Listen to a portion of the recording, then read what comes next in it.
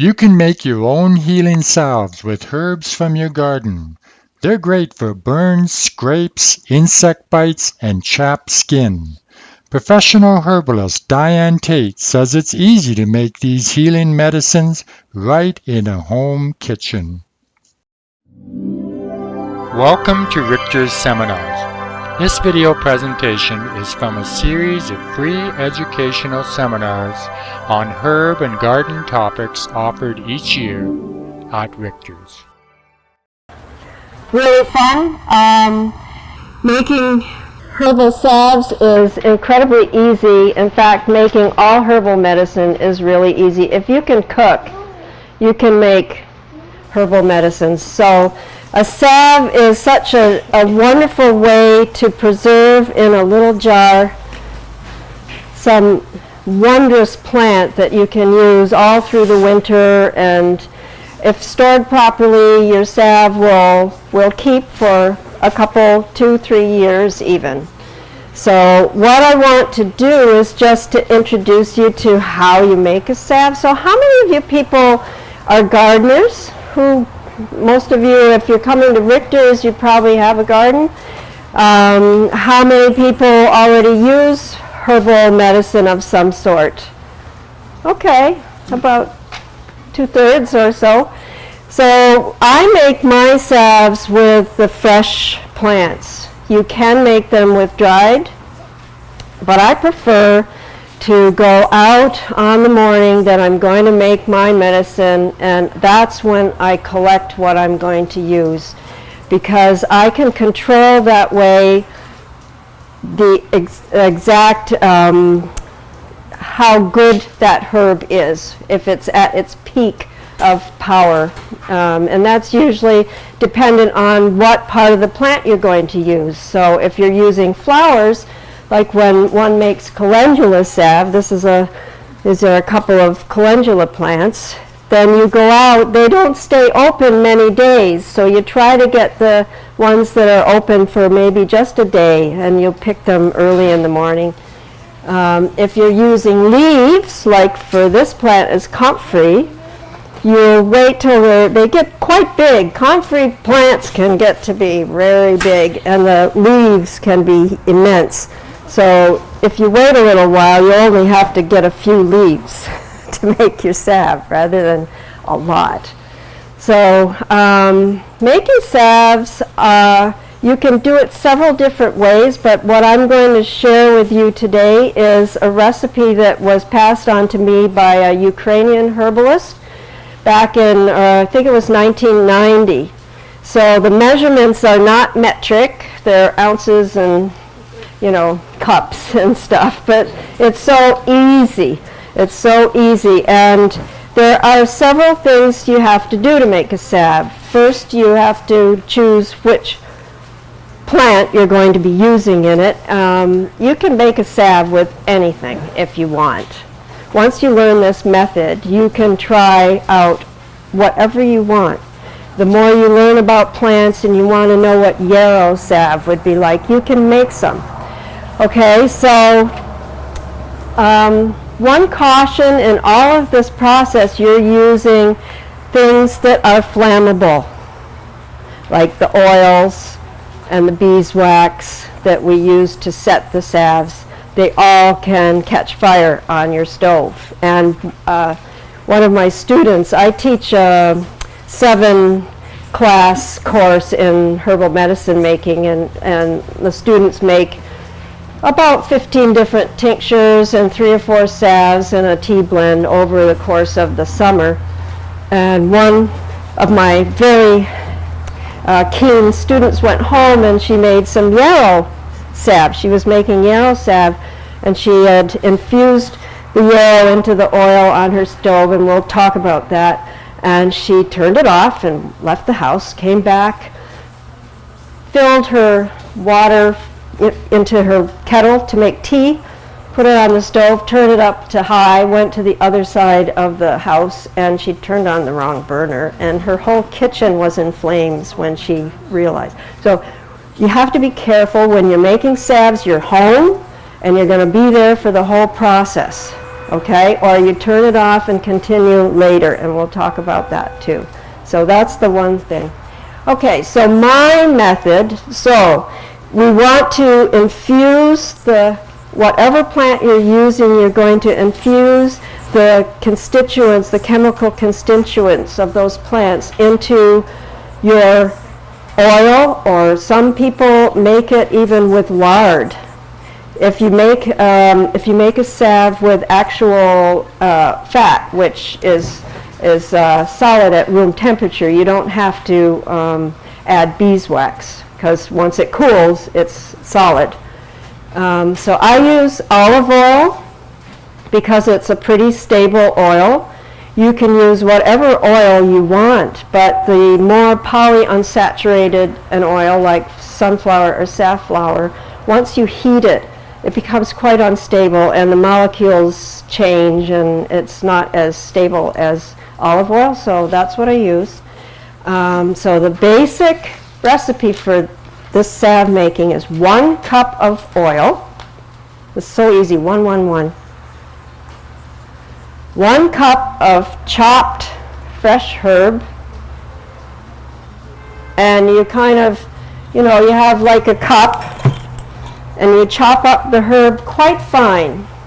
Not so that it's starting to go liquid, and I prefer to do it by hand, not in a Cuisinart or something else. Do it by hand, because really everything and do it when you're in a good mood. Don't be arguing with your spouse, like chopping like this. Do it when you're in the peaceful mood, with a loving heart, gratitude towards the plant that you're working with. Because after working with plants for so many years, you realize you develop a relationship with these wonderful beings that we couldn't exist without them. You've all been studying plants your whole life because you eat. Without them, we're not here. So 1 cup of oil, 1 cup of chopped up herb, and you don't have to really stamp it down. Just put it in, pat it a little bit, flat across. And there are 3 ways to infuse the essence of that plant into your oil. They all use heat in a different way. Some people prefer to infuse the oil with the herb in the sun. So you would have, I don't do it that way. The only oil I make as a sun-infused oil is with St. John's wort. And I don't make a salve with that. I just use the oil as is.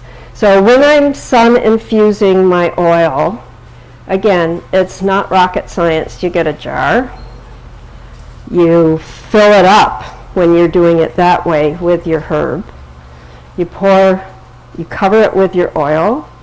You put a piece of cheesecloth. Does everybody know what cheesecloth is? The stuff you get this is at Loblaws. It's called Everyday Essentials cheesecloth. It's cotton. You take about 4 layers of that and put it over your jar and secure it with a piece of string, and you put it out in the sun for about 2 weeks. It's a tedious process because if you have a rainy day, you got to run out there. You don't leave it out at night. You bring it in at night, put it out in the morning, put it on a warm rock. It gets more heat, and gradually the sun will warm up that oil enough to pull the constituents out of the herb into the oil. That's one way to do it. The way that I use is doing it in the oven. These are terrible to cook with, but they're great for salve making because I can see how much it's bubbling, how hot it is, and you can tell by the sound. You don't want to get it too hot because that's when fire happens, okay? So I use these and they can go in the oven. And I like this. There's a little space for steam to come out, because when you use fresh herbs, there's water in that herb that you have to kind of steam out. You don't want that in your salve. It's one of the things that will make salves, they might go moldy if you don't get rid of all that. So I put my cup of olive oil, cup of herb, and I put it in the oven, preheated to about 225 to start. And it takes quite a while before you'll start to see little bubbles. And then I turn it right down to like 175 or 180, somewhere like that. Leave it for 3 hours, 4 hours. And then I turn it off and I put it somewhere. I don't leave it in the oven because somebody could come along and turn on that oven. Take it out of the oven, set it aside. The next day I do it again for another 3 or 4 hours. I do this about 3 days in a row. This is how long it takes. And I discovered this method by chance. When I had kids, you know, I'm making my salves today, just get it going. And it's, Mom, can you take me here? Oh, okay, turn off the oven. Come home, forget that that's what I'm doing. Remember the next day, turn the oven on again. And the first year that I did that, I couldn't believe the strength of the salve. The color was so strong. It was such a bright green, and it was just wonderful salve. I thought, I like this. So it takes its time, and you're coaxing the medicinal components out. So finally, at the end of the process, the third day, when you stir it a couple times in that 2 hours, and make sure it's never going too fast, just keep it just simmering slightly. It'll start to get kind of crispy, like deep fried whatever it is you've got in there. It's making a crunch crunch noise. You're done. That's all you can get out of that plant. So then you have to have some kind of I like to use a Pyrex measuring cup, like a four cup, and I didn't bring it because I was in a bit of a hurry. You put a metal sieve over that, like a strainer, one of the larger strainers, and it has to be metal. 1 year, my first year I was actually teaching somebody and doing it. I was also going through a house move and a little bit, and I grabbed this strainer and put it down and poured the hot stuff, and it just melted because it was plastic, wasn't it? And the students stood there and went, wow, is that what it's supposed to do? So yeah, metal strainer. And you put 3 or 4 thicknesses of your cheesecloth over it, so overlapping, coming over the sides. And you pour your very hot oil through there, and then you just fold the cheesecloth over your herb and take a wooden spoon and push as much oil out as you can. Now, when you reach that point, when you're almost ready to strain out your herbs, you will be then melting your beeswax. We use beeswax in the salve to make it set so that it becomes solid. Becomes solid when you put it in the jar. Otherwise, it'll just be an oil, which is fine too. I had to make a comfrey oil. I have a cabin down in New York State. It's part of the United Plant Savers Botanical Sanctuary Network, and so I have comfrey growing down there just because I like to have it always at hand. And one of the dogs on the pond ripped my arm open, and I've got this nice scar, and I needed some comfrey on there, so I made an oil. I did the part that we just talked about in the stove, and then I just used it as an oil, which is perfectly fine too. In fact, I think at the beginning stages it was the perfect thing to use. So the amount of beeswax that you're going to use, and find yourself a beekeeper because they all have beeswax. You can buy beeswax in craft stores, but it's expensive that way. You can pass this around because it just smells so great. Beeswax, and it's a really hard wax to work with. So I have, these are little pots. These, all I do is melt beeswax in these because you can never get it out. Yeah, so you have to have an old special pot. And when you're melting beeswax, so this is where your scale comes in. You need 1 ounce of beeswax to go with your 1 cup of oil and your 1 cup of chopped up herbs. So it's 1, 1, 1, easy, easy peasy. You measure out your beeswax. Cutting it is kind of hard. If you warm your knife up before, you can sort of press it down there and break off a chunk and keep measuring it. And when you're melting beeswax, you have to do it over water. So you would put your beeswax in here and then have make a tiny little frying pan with water in it. You boil the water and set this in it. You do not melt beeswax over the burner on your stove, okay? Over boiling water. Put that down in your thing that you're writing. Okay, that's another flammable, and it'll just stick to, it would be a mess. So you've strained your herbs out, and it's nice and hot. While it's still nice and hot, you pour in your melted beeswax, and you stir it up. And already you'll see as you're stirring, it'll start to go stiff on the sides of your little Pyrex thing. And then you immediately pour it into whatever you're going to use. And that's it. I prefer amber glass things. You can go online and find places to buy these sorts of things. And my students always sort of do it together and buy a bunch and then share it. Because herbs are really, once they're dried or processed in any way, they're affected negatively by light. That starts to evaporate out some of the essential oils and just degrades the medicinal quality of your herbs. So that's the basic method.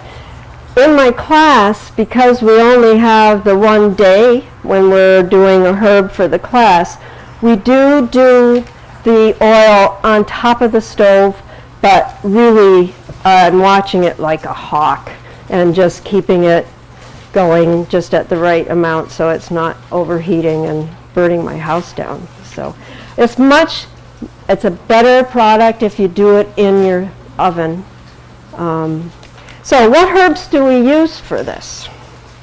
I'm going to tell you my 2 favorite. If I didn't have these 2 salves, I don't know what I'd do. My life depends on these 2 salves. The first one is calendula. Everybody know what calendula is? Can I ask you just to spell it, please? I'm not... Calendula. It's Calendula.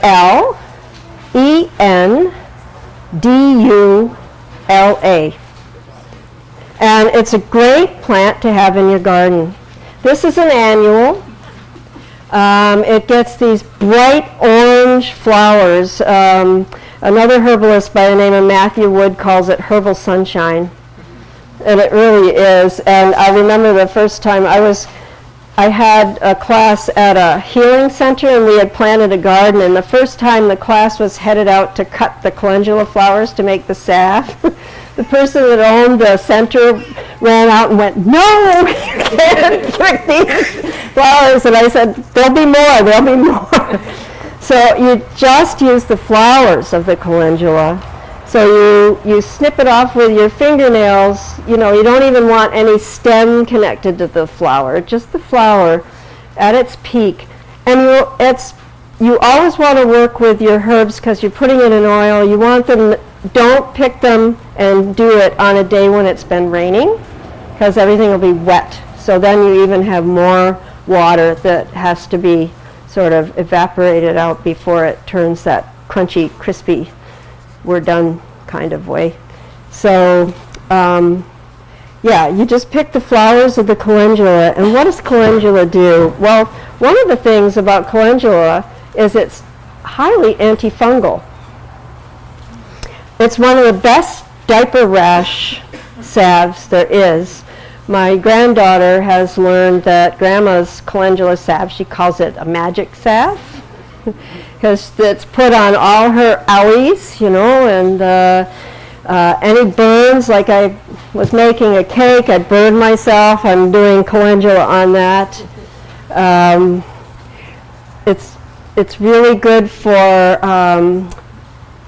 fungal infections of the feet. It'll really, when feet are really badly infected, they're flaky and cracky, and if you use calendula night and morning and keep socks to keep that in, it will eventually start to make the skin go back to normal. So it's antifungal. It's also really good for burns. It's good for chapped lips. It's good for cracks that you get in the wintertime. Some rashes will respond. Oh, when I get a mosquito bite, I have found that if I put calendula on right away, the itch goes away, and it never develops into a huge allergic reaction.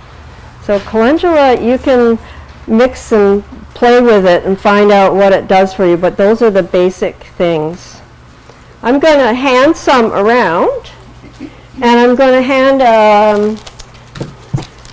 rather than we all stick our fingers in, grab a Q-tip and take a little sample and see. So calendula comes out looking quite beautifully yellow if you're doing it correctly. So you can help yourself and see what that feels like. Put it on an owie and see what the magic is all about. Yeah, she's so funny.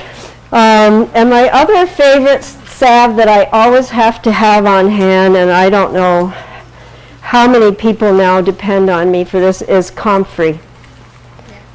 Comfrey. This is a truly magical plant. I can't tell you how many times it's saved my you-know-what. I'll tell you a few stories about using comfrey salve. I'm a violinist. I was a happy musician playing in orchestras and doing all that, and then the plant started talking to me, and now I have to do two things. Once they start getting your attention, there's no getting away from it. Ask Aku, she knows. But so I cut my finger right down to the bone. This is my important hand. And it looked like it probably needed stitches, but I didn't want any scar tissue because I wanted this to be free. It was right on the joint. So I splinted it so it kept it immobile. First I took some rescue remedy to calm me down because I was traumatized with this. And then when I got calm, I had my husband get me some comfrey salve. And I tell you, it was really hurting. As soon as I put the salve on there, it stopped, and it never hurt again. It was amazing. So I kept up that regimen for weeks, really. I kept the splint on until it had really healed enough that when I went like this, I wasn't going to rip this open. And I just kept applying the comfrey, and there's no scar there either. Nothing. You use the leaves? The leaf, yeah. I use the roots too. Yes, well, the reason we don't use the roots is there's a whole controversy around comfrey. There's a constituent in comfrey called pyrrolizidine alkaloid. And it can be toxic to the liver. And you'll find most of that in the root. It's more in the root than in the leaf. So because I'm dealing with students and elderly people too, whose liver is not as what it used to be, just because there's a lot of miles on the bus. So I just use the leaf, but you could use the root, but I prefer just to use the leaf, and it's plenty strong. Use for arthritis. What's that? For arthritis. It's the best. It's for what? Arthritis. Oh, yes. Yes, I was going to get to that. Another time I had a donkey bite my finger and break it. Ah. I know, it happens every day. And I really couldn't, it didn't have any flexibility. It was kind of just hanging. So, again, I went to the hospital, had an x-ray, and they couldn't tell me what it said because I didn't have a family doctor. So, and they put something on that made it hurt awful, so I just took that off. And again, I splinted it myself and used comfrey. A few months later, I finally got a family doctor because I thought, this is really stupid. And I want to go see a plastic surgeon to make sure. And he looked at the x-ray and he kept examining. He said, this is the best I've ever seen this kind of fracture heal. And I just said, comfrey. And he kept talking, and then he said, and did I tell you this is the best I've ever seen this heal? I said, comfrey. And the third time he said, this is the best. I said, comfrey. And he said, what is that? I said, it's a plant. Look it up. And he was just, it was, and I have full mobility. It just has a little bit of a bump that, what had happened, the fracture had broken a piece off, and attached to that piece was the tendon that does the top of my finger. So somehow comfrey healed that. It's healed my scar. Comfrey is fantastic, as she mentioned, for arthritic joints. Sometimes I overdo it at the gym and my knees are talking to me the next day. Comfrey, comfrey, comfrey. Spreading it on your hands at night before you go to bed. It's fantastic. Comfrey is magic. It will heal up wounds. It will take away the hurt. It's just one of my go-to herbs. Another salve that we often make in the class is with red clover flowers. I think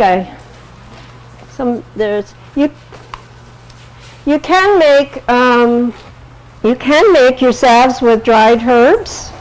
I had to do it once. I ran out of my calendula salve and somebody really needed it, and I had some dried. So I just really packed it in, like I just jammed it in the cup like as much as I could get in there, and it came out fine. So you can make it with the dried. You'll just use more herb, like really pack it in. And make sure that your dried material still has a color and a smell. It shouldn't just be brown. That's not going to do anything. So it has to look good and smell good. Red clover is really good for symptoms of eczema. It's not going to heal the eczema because that needs to be healed from the inside. But it'll keep the symptoms at bay. But eventually the body will get tired of that and it'll figure its way around that. If somebody has eczema, you really have to address the internal problems in the gastrointestinal tract to have a lasting, but it'll keep the symptoms at bay. And I found one time we were at a cottage, and there must have been, I think there was the time when all the pine trees were pollinating, so there was a sort of a skim of pollen on the lake. And I got this horrible rash on my face. And the only thing that would clear that up I tried all my salves, was the red clover. So allergic immune responses seem to be good with red clover. So, I mean, you can make salves with pine. You can make salves with certain herbs that are antimicrobial, that are anti, like herbal antibiotics. You could have any of the herbs that have a strong smell, that have lots of essential oils. They're all antimicrobial. So you can make salves with just about anything. What else? Any questions? I know we're supposed to do this at the end, but where's her? We're getting a microphone so you can ask it so everybody can hear it. I just feel like you'll sort of shoot me off in the next direction I have to take. Since I didn't have a long time to contemplate this class. Fine job. Ben, can you hear me? I don't know what time it is anyway. How are we doing? Ben, is this on? Yeah. So it'd be good to have a couple of, Who had a question? yeah. Here, I can hand it to her. I've asked enough of you today. I'm just getting What's your started. question?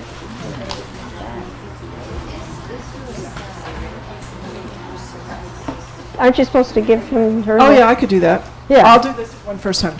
Is there a salve you can make for psoriasis? Yeah, I have there is. I don't have that formula here today. It has a lot of cooling herbs in it, things like plantain. I can't remember, because I haven't had to make it for quite a while. I haven't. It depends on who comes through the door, what I have on hand.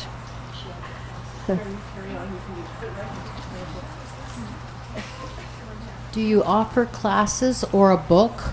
Yeah, I have classes which I teach starting, it starts at the end of April. And we do 7 different classes. We do basically one a month, so we're following the plants through the seasons. And you make a whole, you have your own herbal medicine kit when you're done, and you know how to use it. And there's a 55-page booklet to go with it that I wrote, and I offer monographs of all the herbs that we use. So I'll give you my website because it's not on the card. So it's www.greenwoodbotanicals.ca. So you can read about the class in there and see if you want to do that. Any other questions? She's got to go with the device. Does comfrey have an odor? Yeah, it does. But in the here, let's send the But in the salve, you don't smell it. No, you smell basically beeswax. I use comfrey to compost, like for manure. Oh yeah, comfrey has so many minerals in it. It's a great composting herb. Can you talk about the different kinds of comfreys? I only use the common one. There's a Russian comfrey that's sort of hybridized all over the place.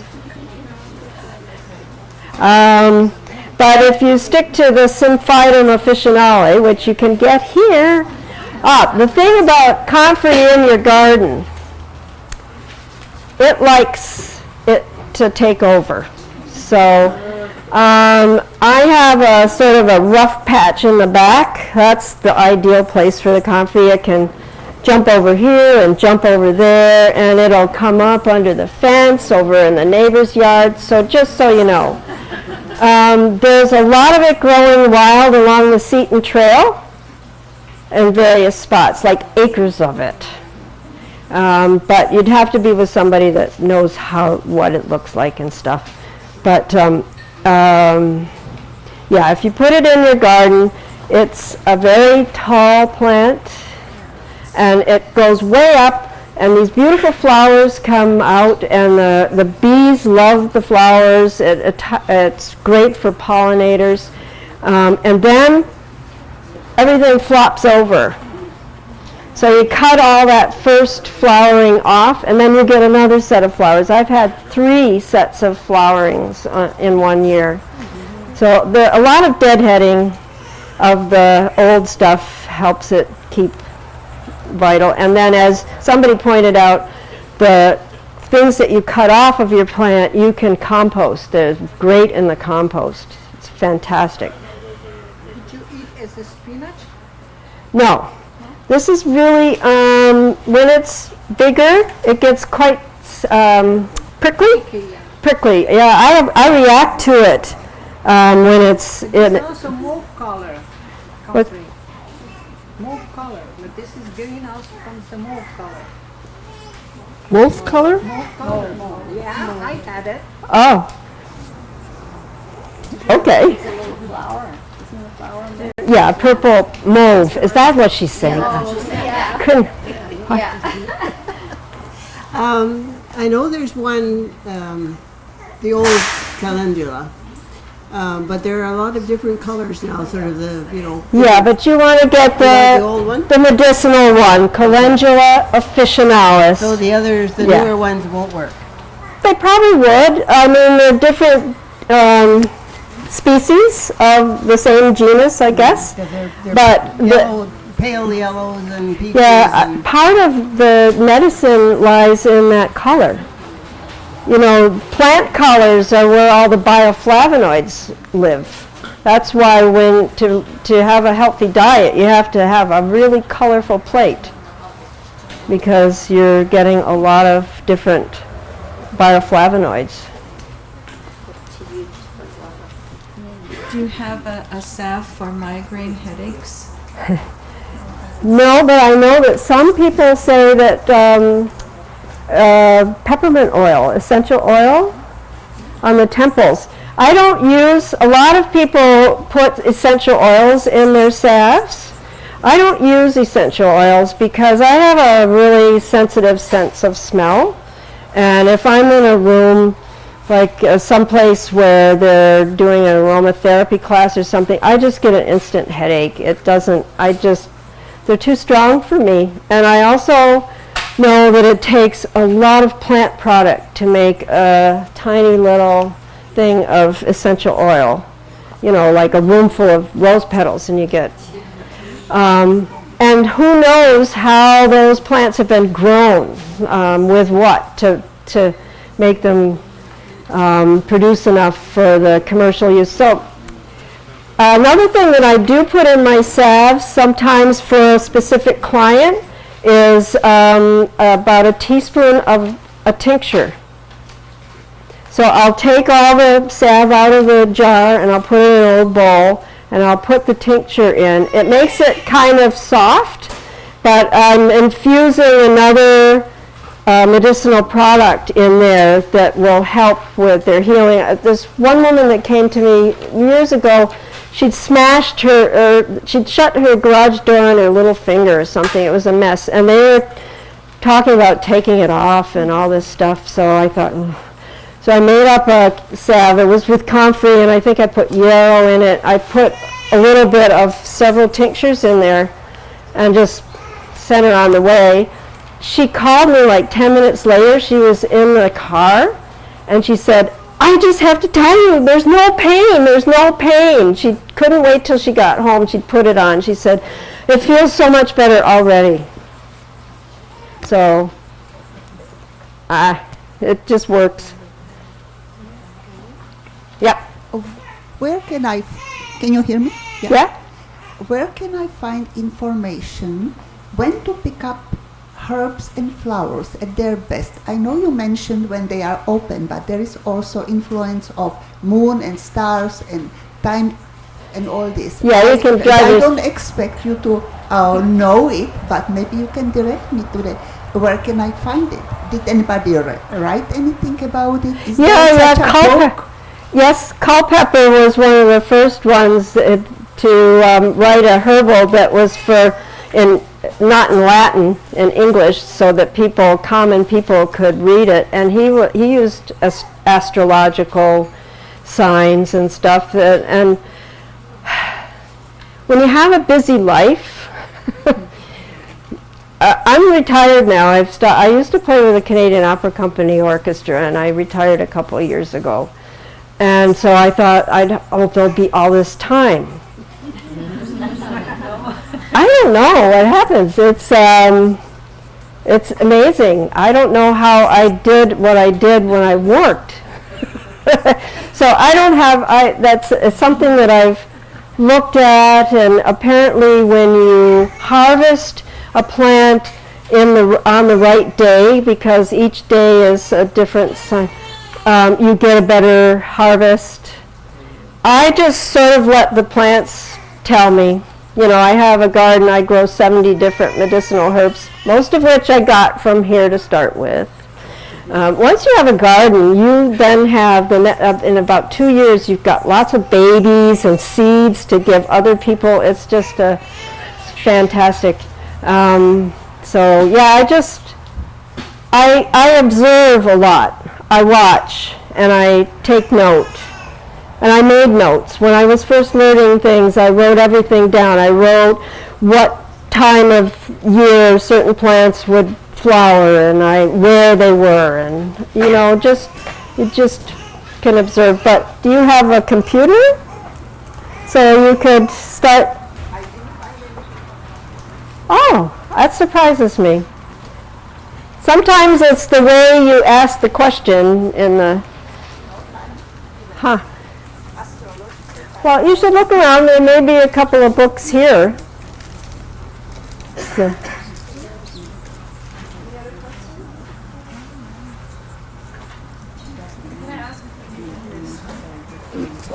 She's coming. They're making a tape of this, apparently. I didn't know about that when you called. You didn't tell me that. No, about hi. I didn't say I was going to pay you a lot. Oh. Hi. So I would like to ask if you know what kind of herbs would be good for like a chest rub or cough? Ah, yes. Okay.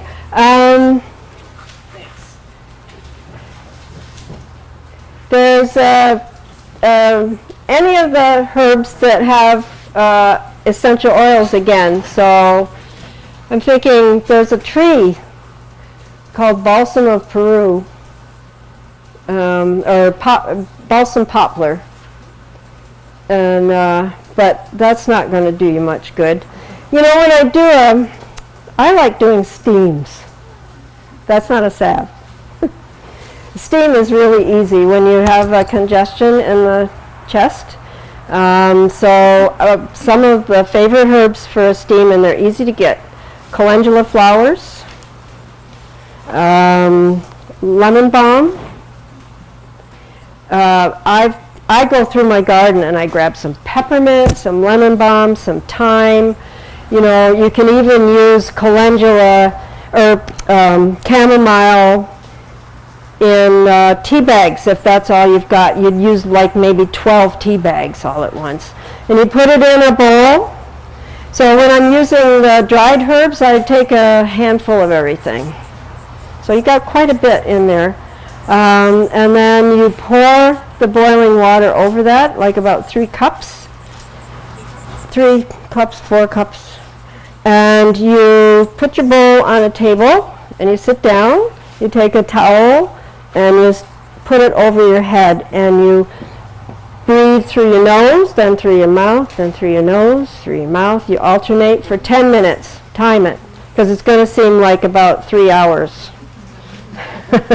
It really feels, but it has this nice effect on your complexion too.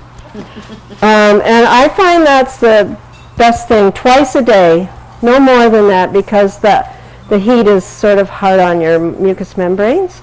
And be careful, you don't, like once you've poured the hot water in, don't do it right that second. Stir it and let it sort of not be so hot so that you don't burn yourself. How often did you say? Twice a day, like morning and night. Can you reuse the herbs? Sorry? Reuse the herbs? Can you Yes. Can you reuse Tell the you again? herbs? No, can you reuse them? I don't think so. I mean, they've really, probably all the essential oils have sort of steamed out. No, I wouldn't. So I keep those herbs dried, and you can buy calendula flowers easily. And if you've got a garden, if you have lemon balm, you can dry some of that for yourself. Any more? Can I ask a question? Sure. Is aloe vera good in a healing salve for burns and that for skin irritation? That'd be great. I think I would add that in, mix the gel in with anything else that I was using. I've never made a salve with that because I just tend to take a piece of the plant, open it up, and put the gel right on, like I even tape it over. So, but you can buy aloe vera gel, so you could mix that in. Okay. And what about chaparral? Do you know what chaparral is? Yeah, it's, yes, but I tend to use most of the things that I can get locally. Okay. I prefer to know my medicine, you know, yeah. Anybody have any more questions? I'm coming.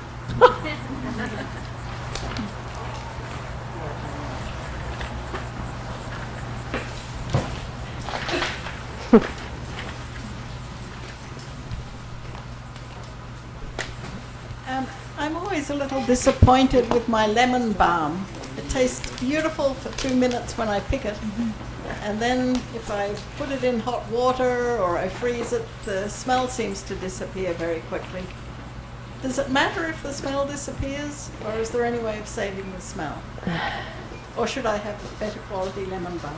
So, if you're going to make a tea of it, as when you said you'd put it in water, are you making something with it? Well, I try to make syrup using it as a base for sherbets, for cooking, yeah. but no matter what I do with it. So when you're making your syrup, is it covered? Maybe not. Because those essential oils will just, but if you cover it, they'll drop down back into the, Okay. they just go, yeah, they disappear, they dissipate into the room.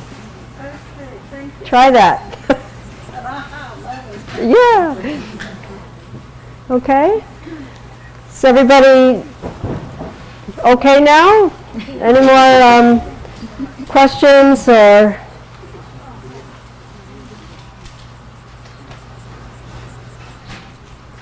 In some of the commercial salves that you buy, you'll see a combination of olive oil, beeswax, coconut oil. Is there any advantage to using a combination? Or? I don't know if there's an advantage, whether it works better or not. It may be personal preference. Like you could probably use coconut oil as your base and infuse your herb into warmed coconut oil, and then it would just harden again. The consistency would be Harder. Yeah. Yeah.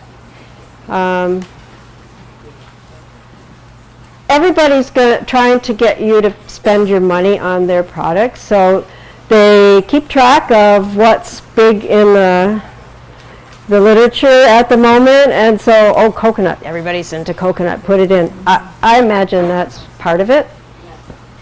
People look for what they recognize and they'll buy it. So, I don't know. I don't think it's any advantage, it's just what they used. Did you just say if you put that in, it's harder? Like Yeah, coconut oil is not an oil. It's really butter. Yeah, it's quite hard in the jar when you get it. Sorry. Hi there.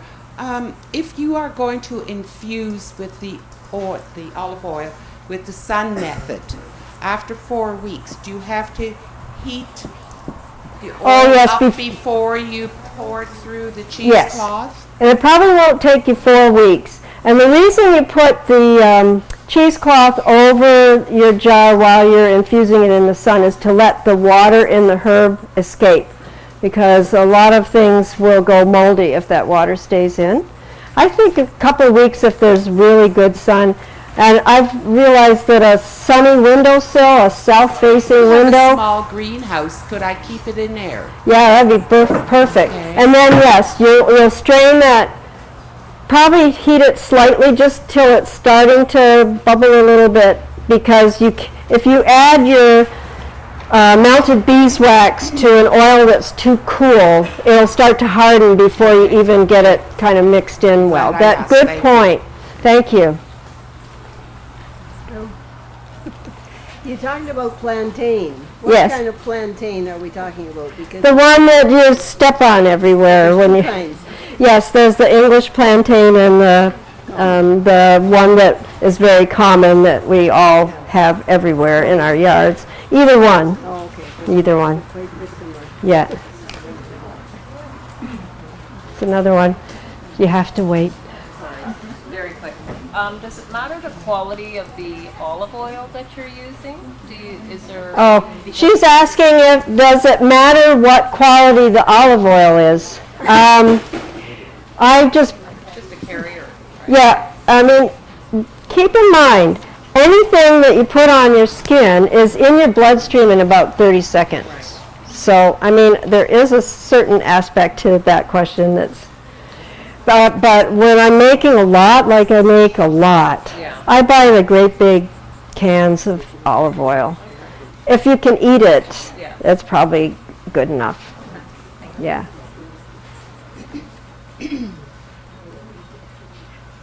Well, thank you very much. Thank you, everybody. So I have some cards up here, and I also use this opportunity to, I've written a book. It's for kids, and it's beautifully illustrated. It's all about my garden, and it's beautifully illustrated by a friend of mine. It's about a gardener and some plant characters. We have Grandmother Sage and Callie Calendula in the beginning. So it's just here if anybody's interested. But thank you so much for being understanding. And thank you.